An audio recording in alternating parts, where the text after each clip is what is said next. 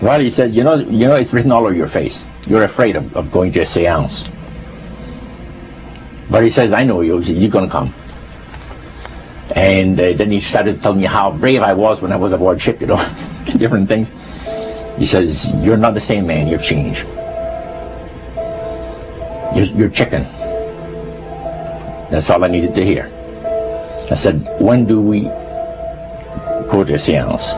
So one Saturday evening, we were in the place. It was the very first time. Very beautiful place. The medium was a lady. She had a gorgeous new home in Montreal. And there were about 20 invited guests there. I wish I was one of them. And she communicated with the spirits for there's different people there. And they were telling them what the spirit said. One man said, I would like to talk to my friend that died 6 months ago. But I don't want him to appear. Just want to talk to him. Because he says, I don't trust you talking to my friend for me. So the medium says, let me inquire of the spirit. Yeah, the spirit will talk with you. And that big masculine voice was heard in the place. It says, hi Frank, it's nice of you to ask for me to talk with you. And they had a little chat. And after it was over, Frank says, this is the greatest thing on earth, to be able to talk with the spirits of the dead. Then the medium said, we have a very special surprise tonight for you people. A spirit will manifest itself openly here in a few minutes. And it's like a big gust of wind hit the building. And right through the wall. Now the lights weren't terribly bright, but they were like living room lights. A couple of floor lamps and maybe some of these. And that translucent being seemed to come right out of the wall. How did you feel right at that moment? It's almost like my heart stopped a little bit. Very weird feeling. So it was a lady in a beautiful evening gown, swirling. And she said to Mary, my dear sister, you are so wonderful to have asked for me. And Mary fainted and fell right off her chair on the floor. And a couple of guys jumped up and picked her up, and it's very gone. And that was the beginning of it. That's how you got into it. Yeah, that's the way I got into it. After a while, you see, there's something interesting about the human mind. You can adjust an awful lot of stuff.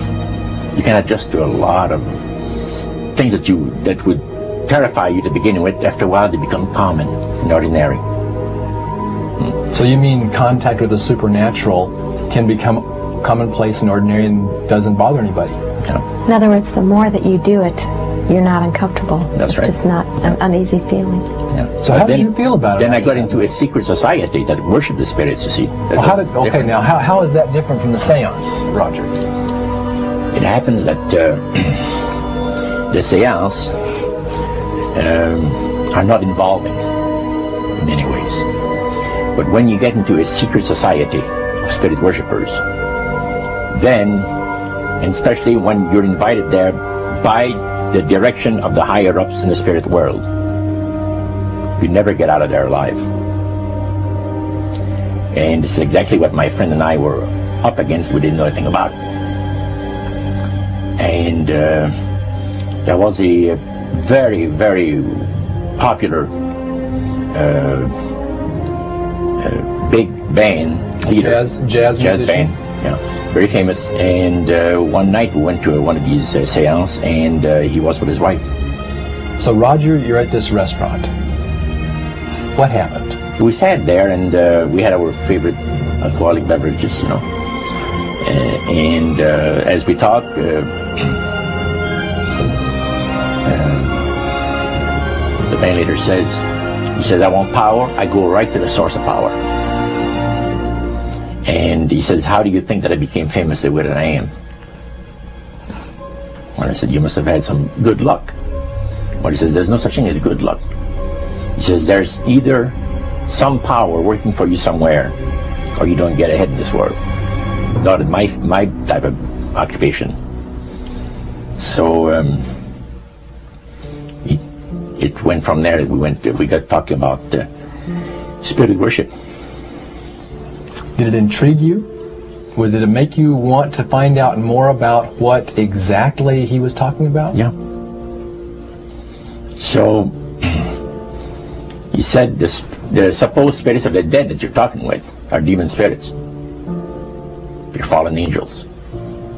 They're beautiful beings. Just said it out, just like Oh, that. yeah. It didn't make you uneasy when he said they were Well, just doing it shocked you a little bit, something that you first hear mentioned to you. He said, you guys have got a great future ahead of you. Because we've been told, the high priest of our society, secret society, has been told that the master has very special plans for you too. Now, what did he mean by the master? Satan. And we were interested to hear more about it. And he told us, he says, look, we worship spirits. We worship Lucifer and all his angels. They're just as beautiful as they did before they were cast out of heaven. He says there was a misunderstanding in the whole thing. He says among the inhabitants of the galaxies. And he says our master was misunderstood. And God did not bear with him like he does with people that make mistakes today. So we're in a warfare, good against evil. And we happen to be the evil ones, but we're not that bad. He says, I look at this business between the forces of good and evil. He says, you believe in one person believes in God, and everyone believes in Lucifer. It's like politics. So the great controversy is real. And you've heard someone talk about it that's on the other side.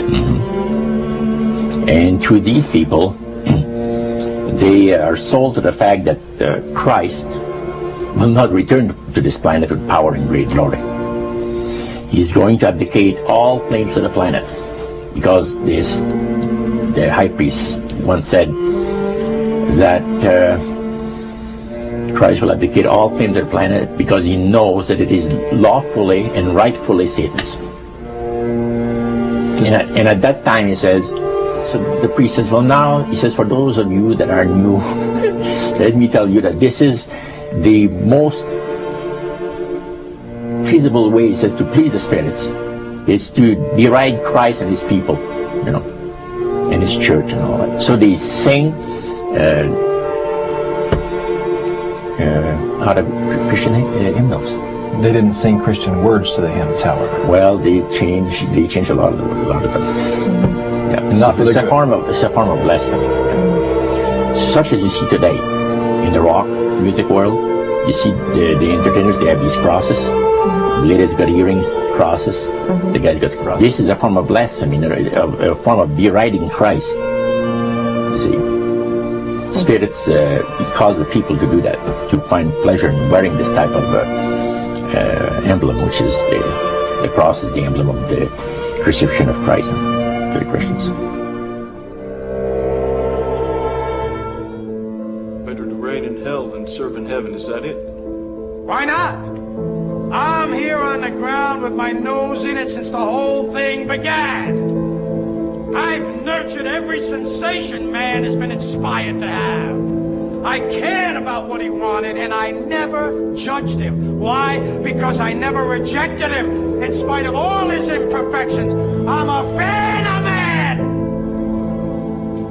I'm a humanist. Maybe the last humanist. Who in their right mind, Kevin, could possibly deny the 20th century was entirely mine?